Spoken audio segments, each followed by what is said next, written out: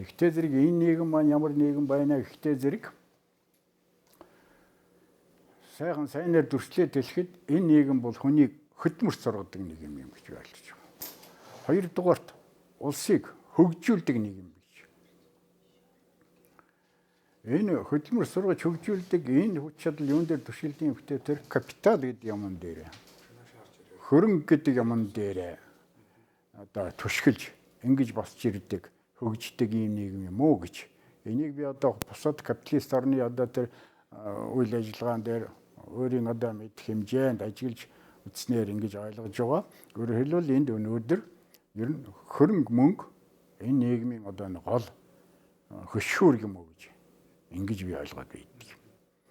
Тухайлбал өнөөдөр манай архитекторууд уран бүтээлийн ажлыг мөнгөөр үнэлээд байх шиг. Ерөөсөө л мөнгөнд одоо юмаа шилжүүлчихэд байна уу гэж ингэж ойлгодод байна.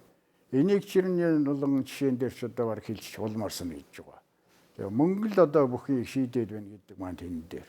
Нөгөө талаас энэ мөнгө гэдэг нь барьж байгаа одоо хөрөнгө оруулагч гэдэг юм уу, захиалагч гэдэг юм уу тэр хүмүүсийн аманд тэр хүмүүсийн одоо юу санааг илүү тусгаад ингээд байгаа. Энэ маань эцэст юу болж байгаа нэгтэй зэрэг архитектор хүний өөрийн мэрэгжлийн уран бүтээлийн ажил хазаагаад ингээ явчих уу гэж би ингэж ойлгоод байгаа. Тэгээ тийм бол бас жишээн дээр шаргаж байгаа тэр олон жишээг би одоо яаж энд норшгов.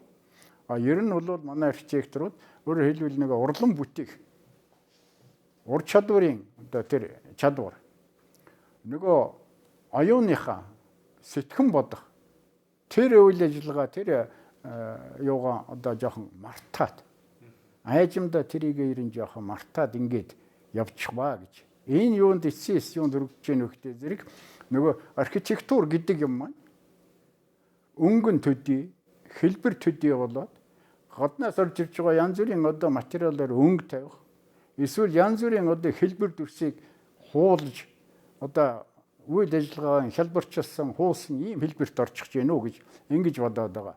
Энэ маань ер нь эцсийст тэгэхээр архитектур гэдэг маань нэг жоохон өөр замаар яваад архитектурууд маань бас нөгөө үндсэн үйл ажиллагаагаа ер нь мартаж буруу тийшээ явчих гэж ингэж би ойлгож байгаа. Тийм.